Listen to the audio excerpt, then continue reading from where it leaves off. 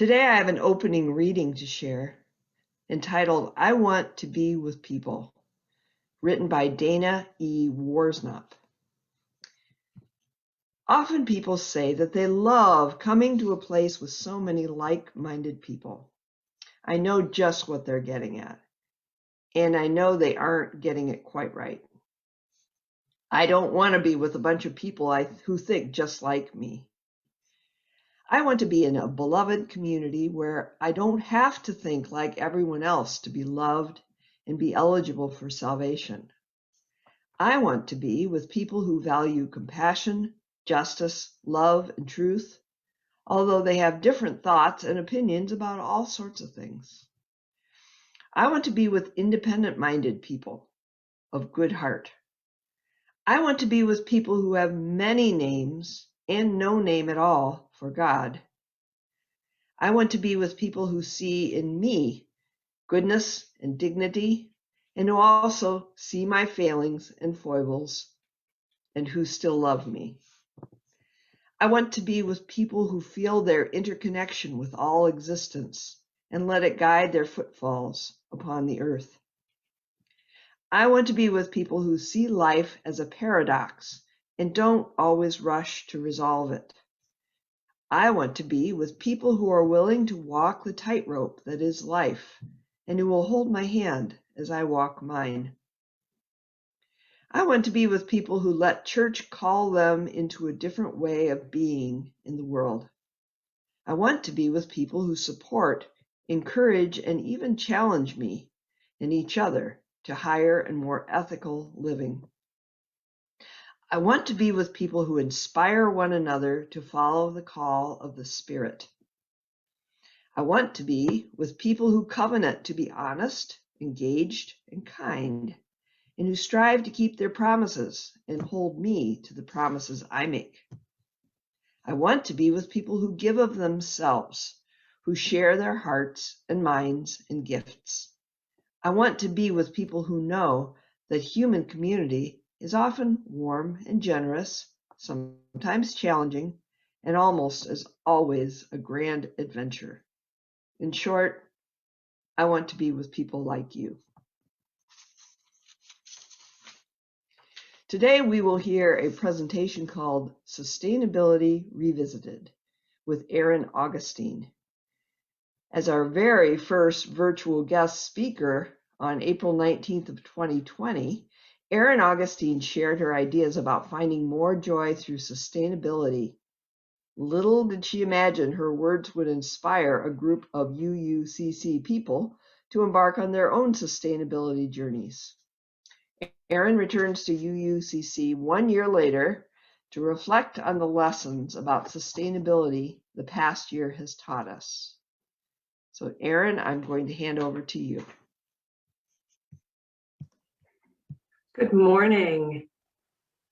What a year it's been. I'm so pleased to be back and speaking with you again. I'm going to share my screen so that you can see some slides that the small group and I have put together for you to talk about Sustainability Revisited. So 1 year later, and oh my goodness, has it been a year? Everything has changed, it's really interesting to have this moment in time to come back with you 1 year later and talk about, from a sustainability perspective, how our habits have changed in the last year. And I'm going to have some help from this small group of UUCC members that have been on this journey together. And what I would invite you, as you're seeing our presentation and hearing our words, to think about some of the habits that you may have developed in the past year for sustainability or other reasons. And think about, as we all get to, at some point here, rebuild our new normal, think about what things we might want to keep, what habits maybe are more sustainable, intentional that way or not, and we may want to incorporate into our lives going forward. So these photos, when I came to you a year ago, I used the photo on the left, and this one on the right felt really symbolic to me of this year. The one on the right is my family skating at Rosa Parks ice rink this past winter, clearly with masks in this new world that we're living in.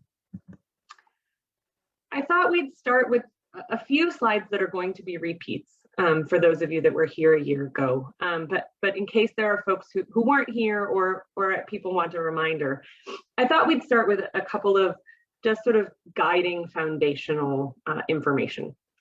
This right here are my guiding principles. These are my guiding principles. And they're sort of the root and the foundation that I use to think about my sustainability journey. I developed them a couple of years ago. They've been a long time coming. I wrote them down a couple of years ago. And I revisit them and tweak them probably every January as I'm thinking about New Year's resolutions and new intentions for the year. But these are mine. I firmly believe that stuff doesn't make me happy, that things, the material things in my life, aren't what bring me the most joy. What brings me the most joy is human interaction, experiences, and activities. I believe that we as individual citizens do have a lot of power, and we get to make choices every single day to influence and develop the world that we want to live in. I believe that all the stuff I bring into my life does eventually become waste, and so there's value thinking about that at the very beginning. If the stuff doesn't bring me happiness and it will eventually become garbage, do I need this thing? Do I need this item that's coming into my life? And I started my journey saying I wanted to be zero waste. And I pretty quickly realized that zero is not attainable. So it's important to maybe have that as a goal, if that feels right for you. But it's important to recognize that you might not ever get there, and it's the journey that really matters. And the things that we learn in the journey and the progress that we make on the journey are really the stuff that's bringing more joy into our life. So I think everyone probably has their own version of this, whether it's written or otherwise. But I think for me, it's a good place to ground and root our conversation in. The other thing that might be helpful for you is there's a lot of conversation in the world about what is sustainability. What does that word mean? And it's a word that I think is growing in power. And I think there's value in having a shared definition. And so here's mine. Yours might be different, but mine comes from what in business is called the triple bottom line. And a sustainable decision in that space positively impacts both people, planet, and profits. And I think that can be a personal definition as well. When I think about positively impacting people, I'm thinking about, very selfishly, my people, my core people, me and my family, as well as my community. And you can expand that bigger to be our global community as a whole. A sustainable decision positively impacts all of those people. It also positively impacts our planet.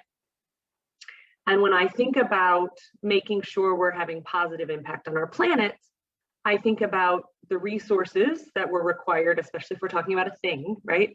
The resources that were required to make that thing.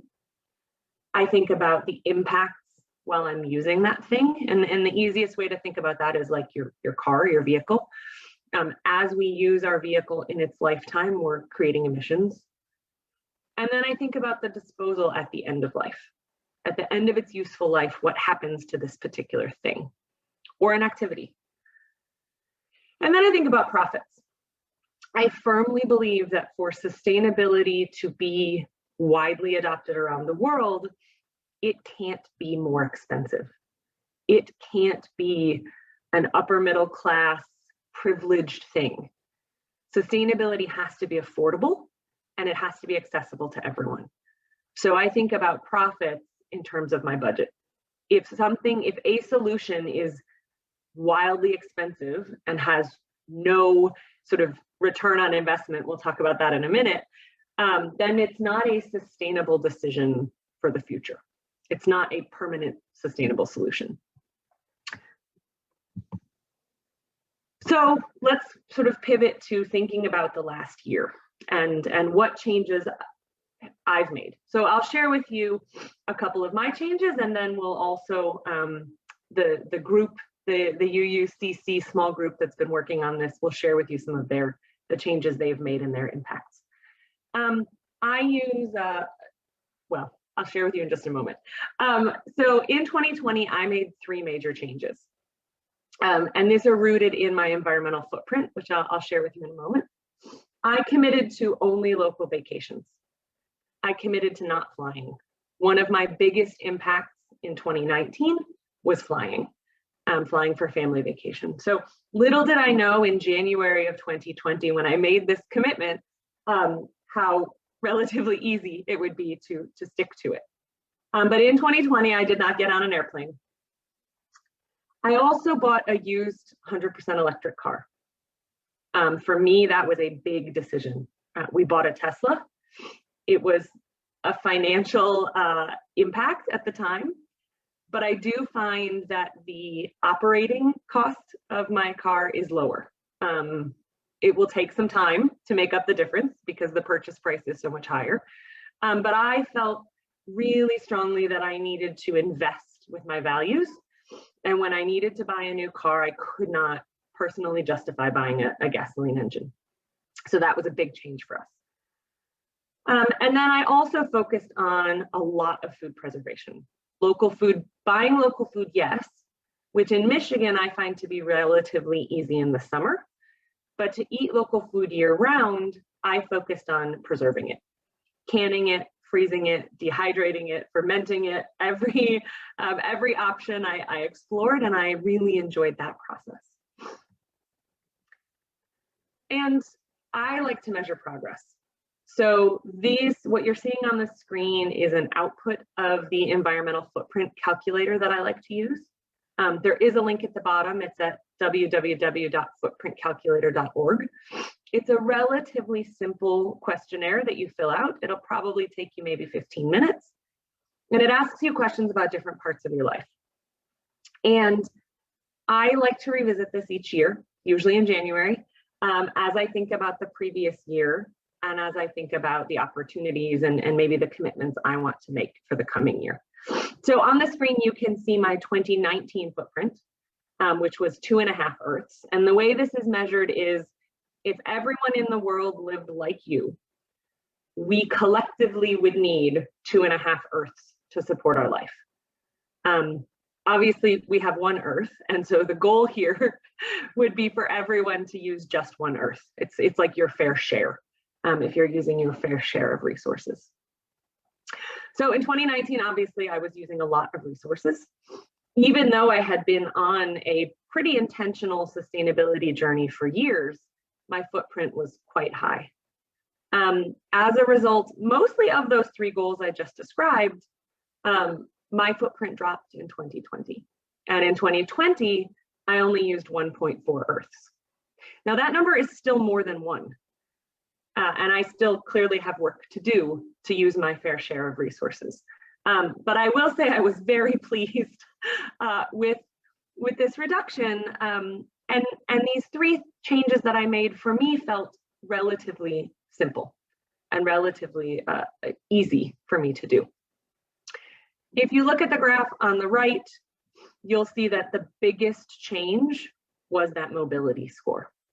So my biggest impacts were from not taking any flights and buying a 100% electric car. For me, those changes, those 2 changes, really, really reduced my footprint. You can see my food is almost the same, my food footprint between the 2, between 2019 and 2020.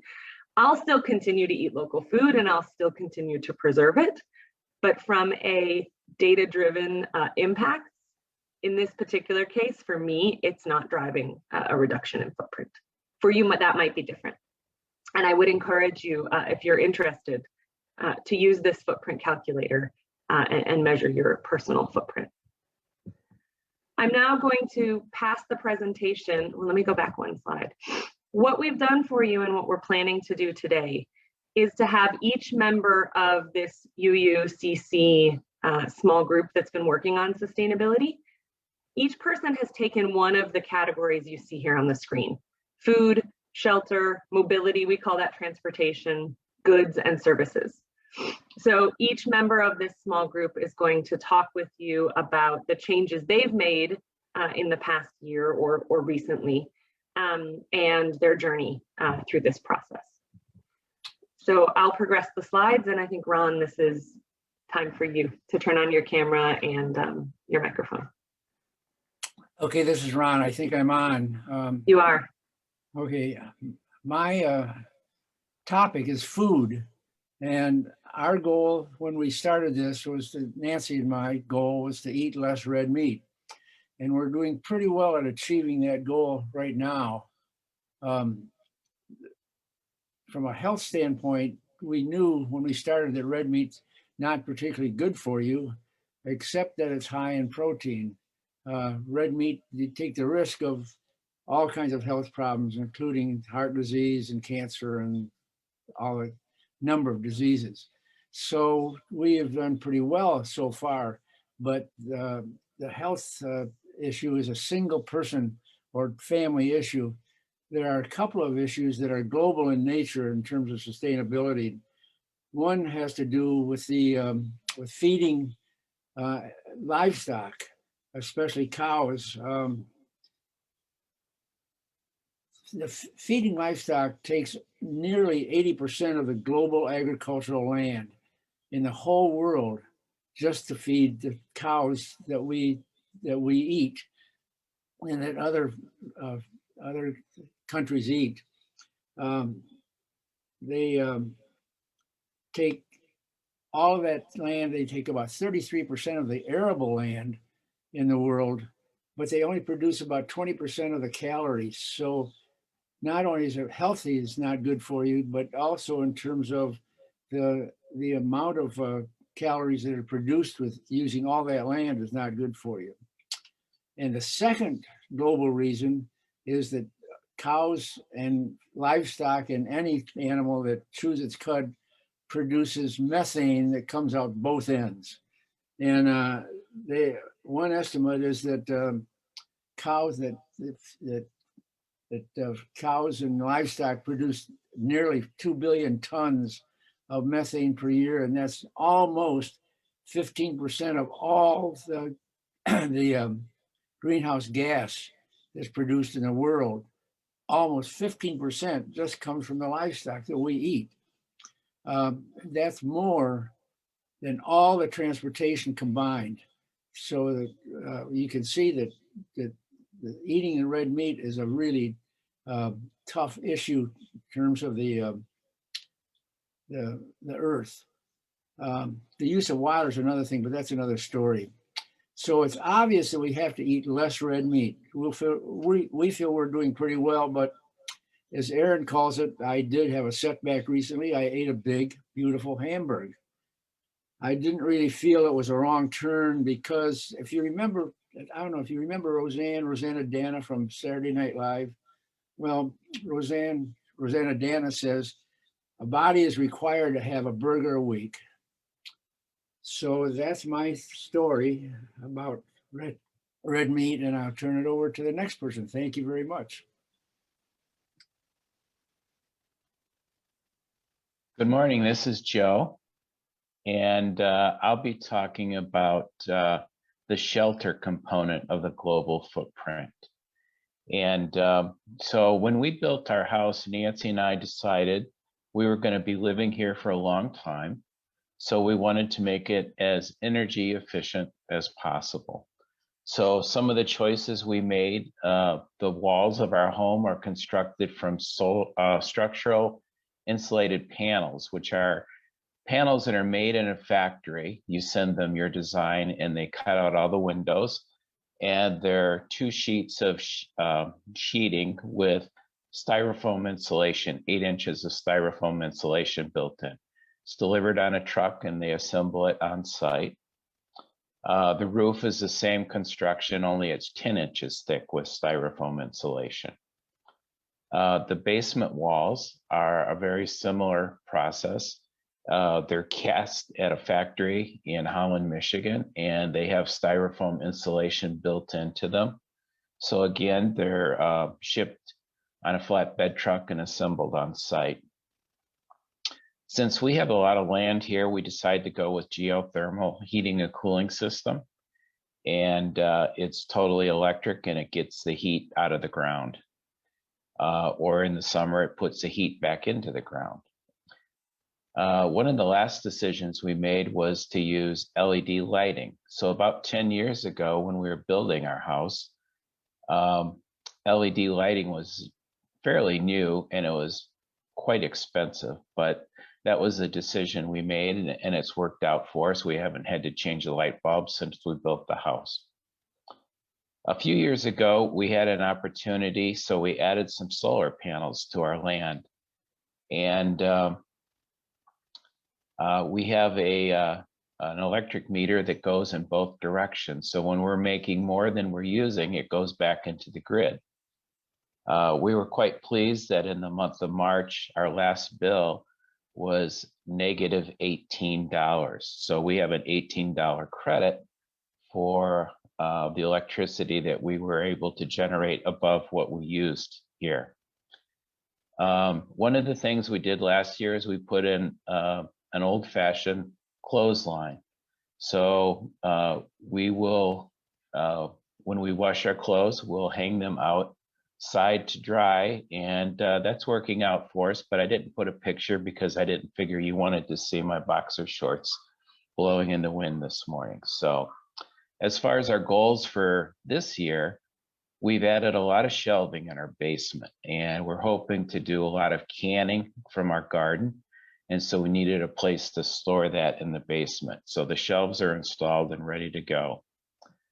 Another thing that we decided to do, since we're going to be here for a long time, is we're planting trees on our property. And yesterday we received 6 trees. They come in the mail. They were about 5 or 6 foot trees, and we'll get those in the ground coming up. So those are our goals for the coming year. Thank you, and I'll pass it on to, I believe it's Eric and Regina. Thanks, Joe. Hi, everyone. We decided to focus on transportation because we believe that this was the area we can make the greatest impact on in our environmental footprint. And I just want to share, I've been on this sustainability journey since I was a freshman in college, and I took my first environmental class and learned about all the things that Ron shared, and I became a vegetarian. So food we had pretty locked down because of that, and we belong to a CSA, and we have backyard chickens, and we compost. We also try our best to have an energy efficient home when we replaced our windows, and we replaced appliances as well. And then in the area of advocacy, I used to be on the board of the Kalamazoo Nature Center, and I really wanted to make sure that environmental education was accessible to all children, because I believe that if this generation learns how to care for the land, that they will properly take care of our environmental issues. So I believe strongly in that. And then lastly, I've been on a minimalism journey for the past 5 years and have learned to just purchase things that are aligned with my core values of contribution, growth, health, and relationship. So focusing on transportation kind of touches on all of that. I was inspired by Erin in just what she shared about purchasing their electric car. And in our family, we purchase a new car every 10 years. We hold on to our cars for a long time. And so we will be due for a new car in 3 years. So my goal is that to save up money to make sure that I can buy that 100% electric car when I replace my minivan.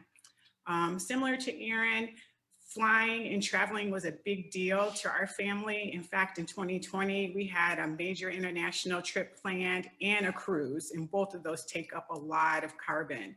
And so, you know, the universe took care of that, but it just helped us reflect on how often do we need to travel internationally. So this year, we're deciding not to travel by plane. And in fact, we're going to try camping and the things that we love to do, hiking, biking, and kayaking. It's all available to us in Michigan, and there are places we haven't been. So that's our goal for this year.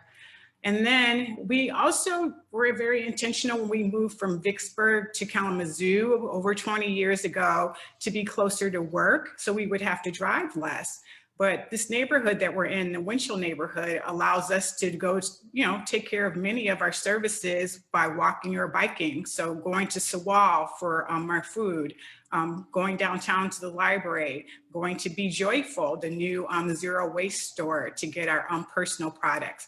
So we are trying to make a goal of, instead of getting in a car to do that, let's walk and bike. And so that inspired Eric to get an electric assist bike. So he'll share with you how that's going.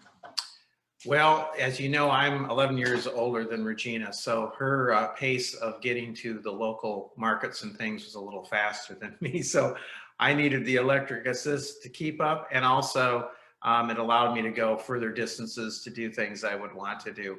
The other piece about just biking in general versus using a car is it's a slower mode of transportation, and it's not just getting to the destination. I enjoy the journey along the way. And with the beautiful trees in our neighborhood we're blessed with, it's really connects me with nature in a way that makes me feel more inspired to reduce my carbon footprint and live more simply. So given that, I started to do the calculations to how much mileage would really make an impact in our environmental footprint. And I came up with that number of 3,000 miles. And I calculated if we drove to all the places that we normally go each week, could we hit that? And we can. So I'm excited that we're very intentional. Eric has to drive to Friendship Village. And so on the way back is when he will go to Costco or Aldi to get groceries. And then the other things we can do on our bike. So we're excited about tracking our mileage and seeing if we'll meet this goal. Thank you.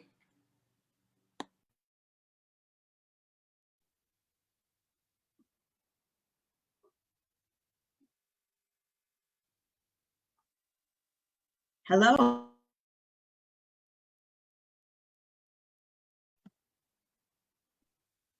Good morning. This is Catherine Reagans. Can everyone hear me?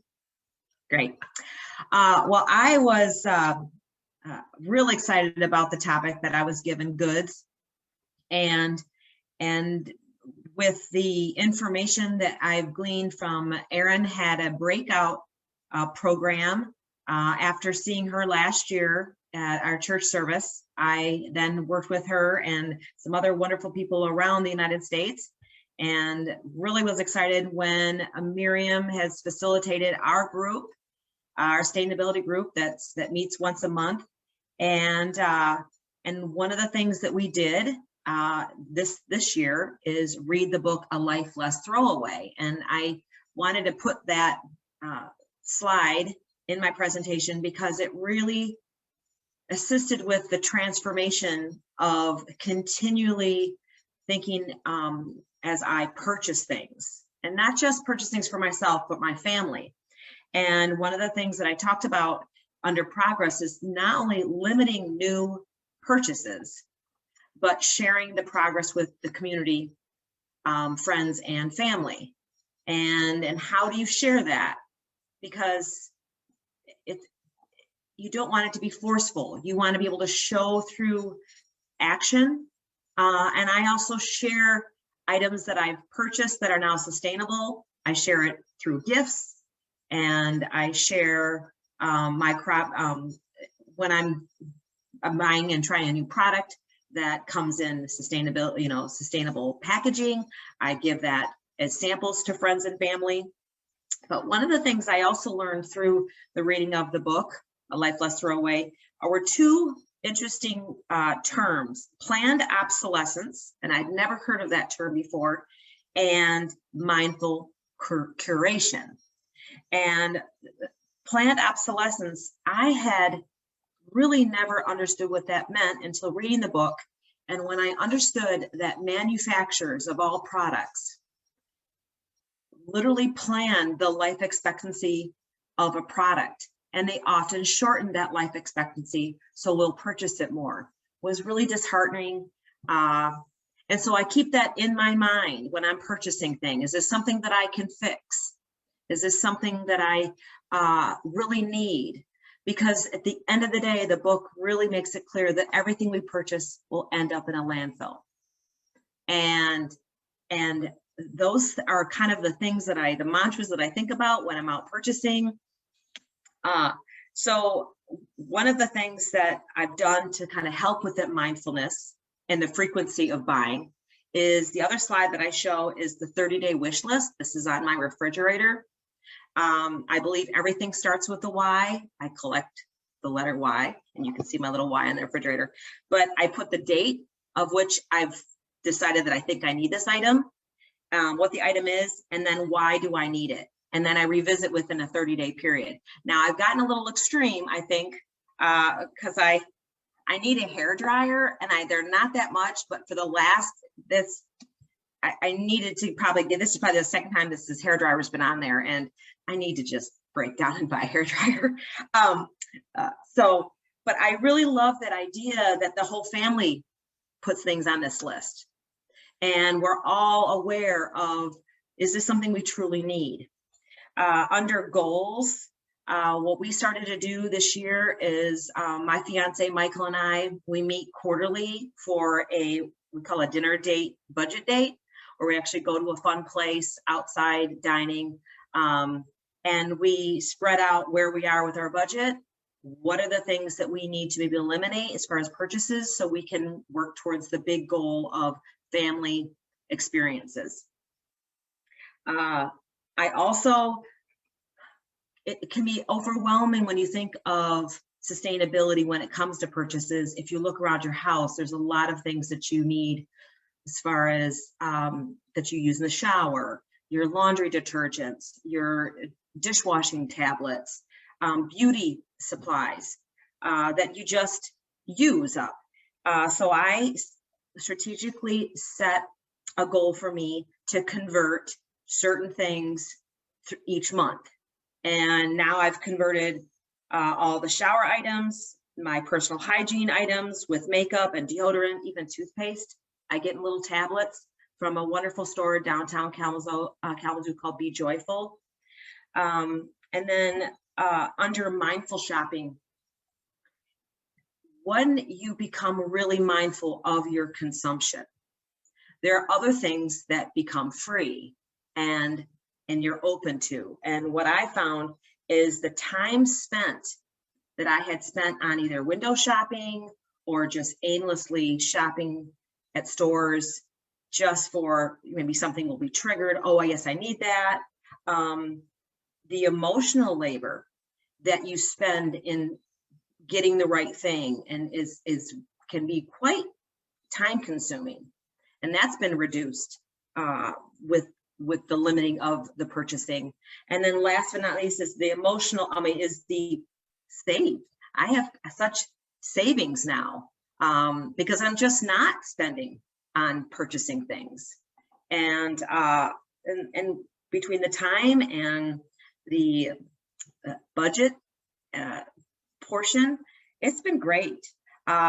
Lastly, this year I'm getting married, and planning a wedding that's going to be only sustainable has been very rewarding. And you're very creative when you have that as your end game. And it's exciting to see that I'm gonna, have zero waste at my wedding. So that's all I have. Thanks for listening.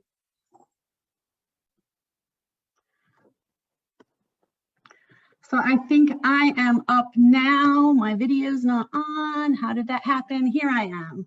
I am the Miriam that Catherine mentioned. I serve as Director of Religious Education for this community. Last year, I was so inspired by Erin's first visit to us that I reached out to our minister, Rev G, and said, why don't we try to start a small group ministry based on Erin's philosophy of finding joy through a smaller environmental footprint? Rev G enthusiastically agreed, and the UUCC Sustainability Small Group was born. And you've got to hear from some of its members, and I hope you've found their words inspiring. I didn't fully understand it at the time, but Helping to form the small group was the first step in taking actions on the services part of my environmental footprint. Services are actually a big portion of everyone's footprint. This is the carbon being emitted on our behalf by government, by the infrastructure of our modern life, public services, the military. For many people, this part of the sustainability journey doesn't bring much joy because we seemingly have so little control over it, and it makes our individual efforts feel a little bit futile. But then at one of our sustainability group meetings, Eric Nelson introduced us to the work of Buddhist scholar and environmental activist Johanna Macy. And as a group, we watched the film Johanna Macy and the Great Turning. We learned more about her vision of a global awakening to the dis-ease of our planet that has the potential to turn our love of life into a revolution that can heal our world. Johanna Macy believes that this awakening needs to happen on several fronts. Through holding actions like protests or blockades of pipelines, letter writing campaigns, or even the votes we cast for leaders who believe in science.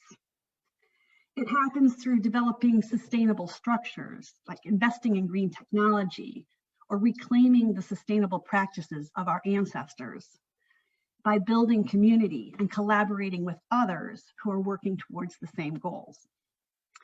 And perhaps most importantly, it happens through a shift in consciousness that puts our interconnectedness with the entire planet and with each other at the forefront of our decision-making processes.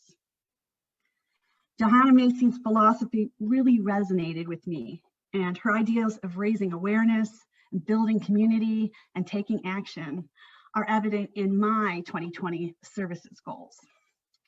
So the first thing was that I started and maintained the UUCC Sustainability Group, because I think that meeting regularly with intention brings accountability that has helped shift the consciousness of its participants. I know it's shifted my consciousness. And then I helped shift that shift in consciousness ripple out into the larger community by regularly sharing the work of the small group with the congregation, as well as holding up opportunities for holding actions that individuals can take, like calling elected officials or signing petitions.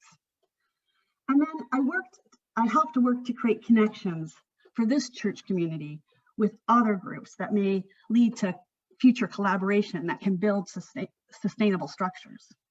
So this year, thanks to volunteers Catherine and Joe, we have become more involved in Hope for Creation.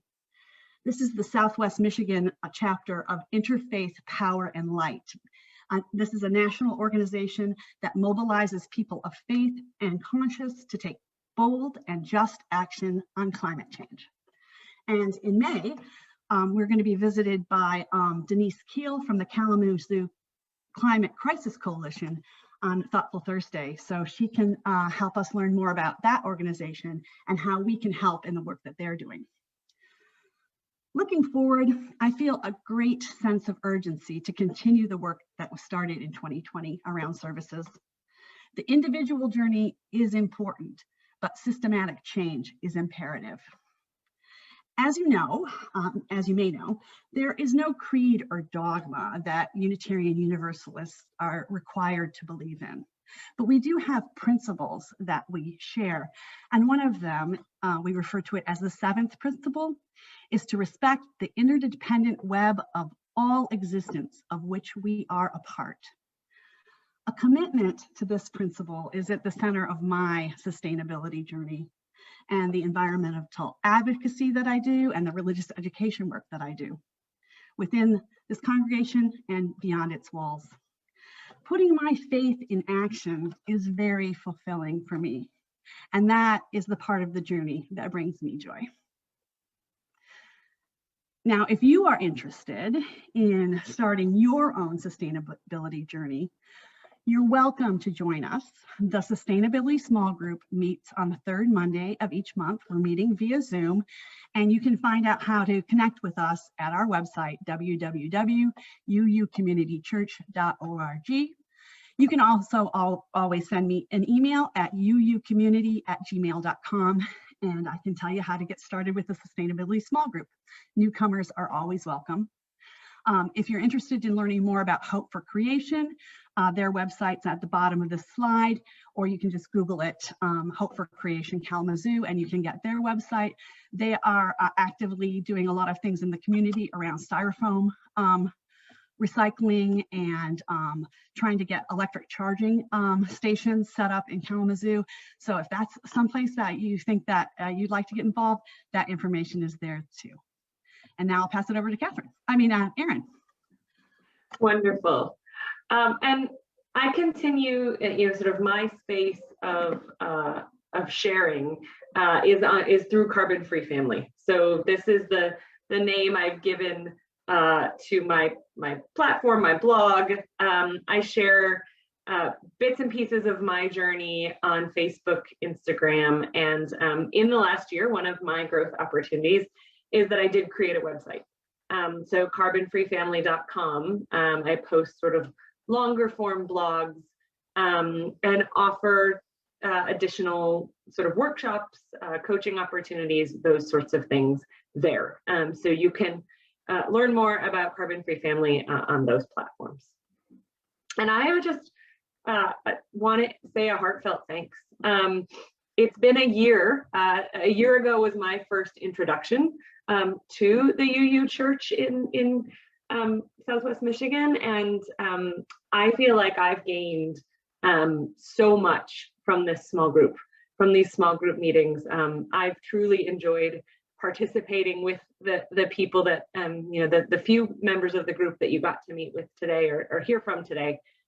It's been truly a joy and a real inspirational part of my journey in the last year to be able to stay connected with you. So I really thank you for the opportunity to speak again today, and also for that ongoing interaction. It's been wonderful.